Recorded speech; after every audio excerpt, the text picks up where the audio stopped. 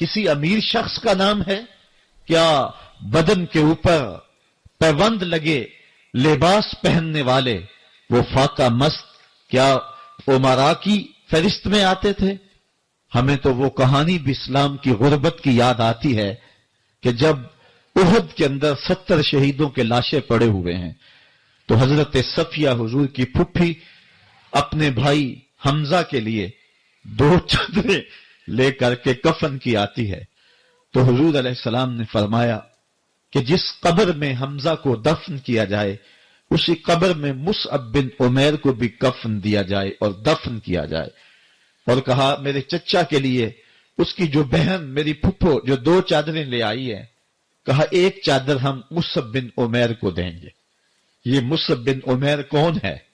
तारीख पढ़ो, कितनी दिल आवेज तारीख है। मक्के में एक अमीर तरीन खातून है जिसके बेटे का नाम मुसअब है और वो अपने बेटे को इतना खूबसूरत लिबास पहनाती है और इतने खूबसूरत खुशबू और अतर उसको लगाती है कि मुसअब बिन उमैर जिन गलियों से गुजरते थे देर तक वो गलियां महकती रहती थी। लोग कहते थे यहां से मुसअब गुजर के गया होगा इसलिए ये गलियां महक रही हैं। अच्छा, फिर मुसअब पे नजर पड़ती है मेरे मोहम्मद अरबी की तो मुसअब बिन उमैर हुजूर की जुल्फों का असीर हो जाता है। मां काफिरा है, जब पता चलता है तो उसका लिबास भी छीन लेती है, सहूलतें और आसूदगियां भी वापस ले लेती है। फिर वो वक्त भी आया कि मुसअब बिन उमैर हबशा की जानिब हिजरत कर जाते हैं। मक्के के हालात कुछ थोड़े से खुशगवार नजर आए तो वो हबशा से वापस मक्के जब पलटे तो उनके बदन पे जो चादर थी वो जगह जगह से पटी हुई थी। मेरे आका करीम अलैहिस्सलाम ने देखा तो हुजूर की आंखों में आंसू टपकने लगे। कहा ये वही मुसअब है जो इतना खुशपोश नौजवान था कि मैंने पूरे मक्के में इससे खूबसूरत लिबास पहनने वाला कोई दूसरा शख्स नहीं देखा और आज मेरे मुसअब को पहनने के लिए जो चादर मुयस्सर है वो भी जगह जगह से कटी हुई है। ये इस्लाम की गुर्बत की कहानी है और आज उहद में यही मुसअब बिन उमैर शहीद हो जाते हैं और उनके लिए कफन भी दस्तयाब नहीं है। हुजूर ने कहा जो मेरे चचा के लिए 2 चादरें लाई हैं उनमें से एक का कफन मुसअब को दे दो ना और दूसरी चादर से कफन मेरे चचा को दे दिया जाए। अच्छा, हजरत मुसअब के लिए बड़ी चादर रख दी गई और हजरत अमीर हमजा के लिए जो चादर थी वो छोटी थी। अगर सर ढांपते थे तो पांव नंगे हो जाते, अगर पांव ढांपते थे तो सर नंगा हो जाता। हुजूर ने फरमाया मेरे चचा का सर ढांप दो और पांव के ऊपर इज़खर नामी घास डाल दो। मैं ये इस्लाम की गुर्बत की कहानी तुम्हें सुना रहा हूं। जब मेरे रसूल के चचा के लिए पूरे कफन का टुकड़ा भी दस्तयाब नहीं था, इस्लाम उस वक्त भी इज्जत पा गया था, इस्लाम उस वक्त भी जलील नहीं था, इस्लाम उस वक्त भी सरबुलंद था और इस्लाम उस वक्त भी इज्जतों की मसनद पे था। ये इस्लाम का वो दौर है कि जब हुजूर मस्जिद नबवी से बाहर निकलते हैं तो आगे हजरत उमर व अबू बकर रज़ी अल्लाह ताला अन्हुमा खड़े हैं। चेहरे के ऊपर अजीब उदासी है। कहा उमर, अबू बकर इस वक्त क्यों खड़े हो?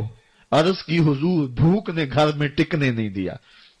हमने चाहा हुजूर का चेहरा देख लें तो कुछ प्यास बुझ जाए, कुछ भूख मिट जाए। हुजूर ने फरमाया मेरा हाल भी यही है। जिस चीज ने तुझे घरों से निकाला है वही चीज मुझे घर से निकाल लाई है। चलते हुए हजरत अबू अयूब अंसारी के घर के करीब से गुजरे।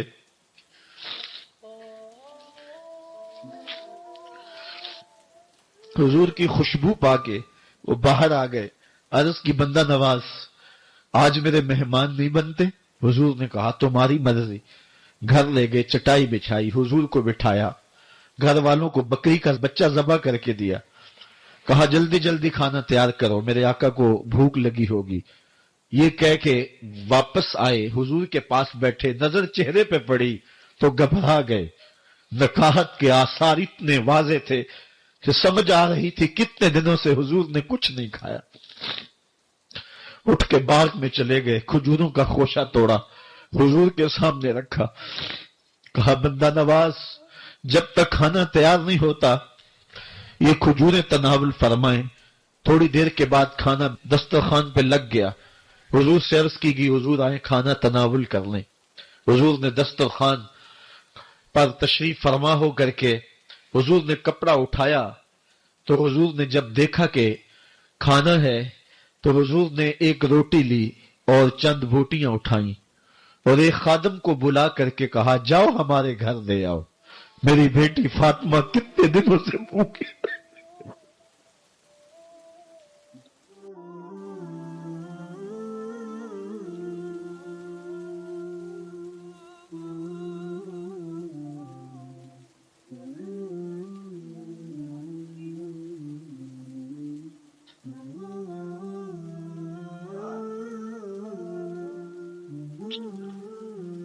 کہا جاؤ ہمارے گھر دے آؤ، میری فاطمہ کتنے دنوں سے بھوکی بیٹھی ہوئی ہے۔ مال کے کونین ہیں گو پاس کچھ رکھتے نہیں، دو جہاں کی نعمتیں ہیں ان کے خالی ہاتھ میں۔ آپ کو پتا ہوگا کہ جب میرے رسول کا انتقال ہوا ہے، حضور کا وصال ہوا ہے، تو حضور کی ایک زرہ ایک یہودی کے گھر میں گروی رکھی ہوئی تھی۔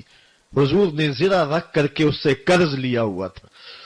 یہ اسلام کی غربت کی کہانی ہے، اور پھر اللہ نے اسلام کو امارت کے رنگ بھی دیے۔ اور تمہیں کہانی سناؤں، حضرت عدی بن حاتم روایت کرتے ہیں، صحیح بخاری میں روایت ہے۔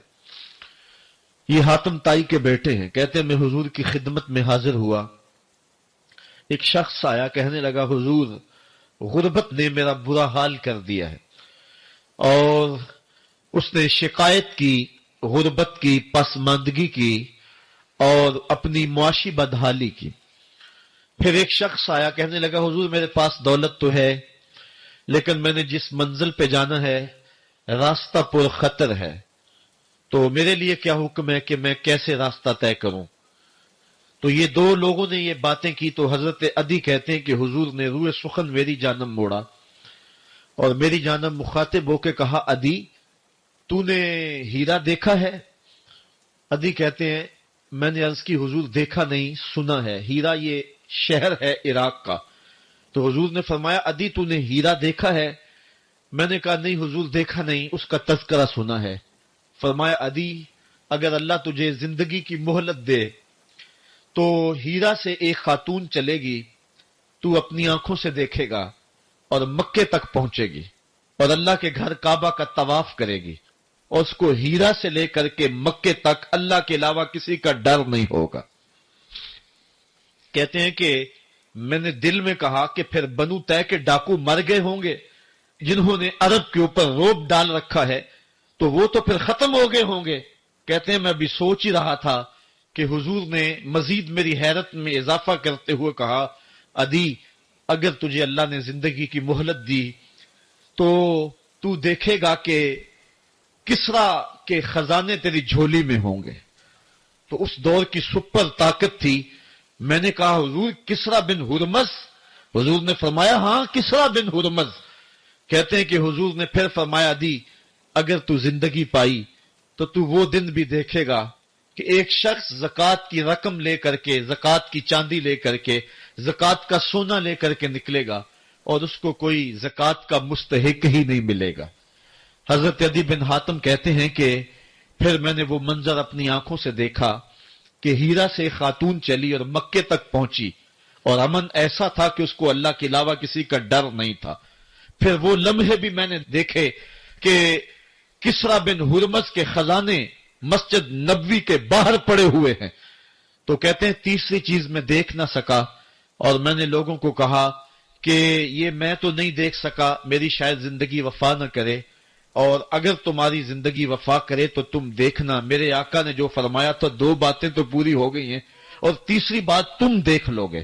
حضرت یحییٰ بن سعید فرماتے ہیں کہ حضرت عمر بن عبد العزیز کا زمانہ تھا اور انہوں نے مجھے افریقہ کی جانب زکوٰۃ وصول کرنے کے لیے بھیجا۔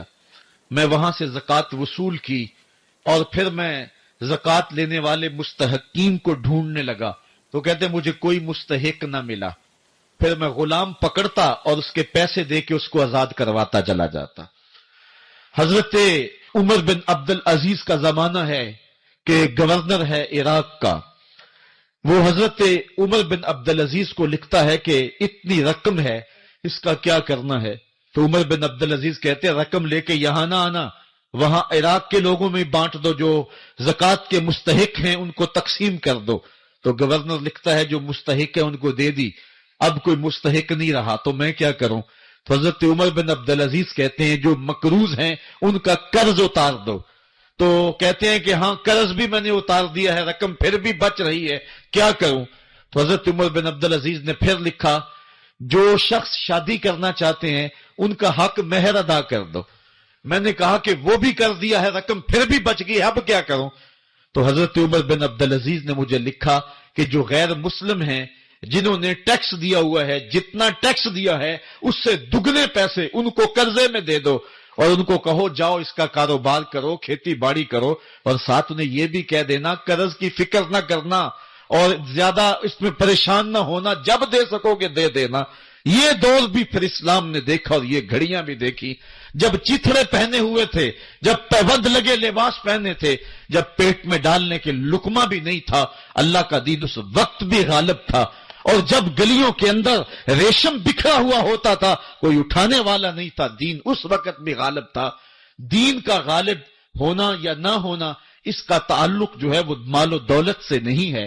اقبال کہتا ہے کہ زوال بندہ مومن کا بے زری سے نہیں، مومن کا زوال بے زری سے نہیں ہے بلکہ اس کا سبب کوئی اور ہے۔ وہ سبب ڈھونڈنا ہے کہ ہم دنیا میں رسوا ہو کے کیوں رہ گئے، ہم زمانے کے سامنے تماشا کیوں بن کے رہ گئے۔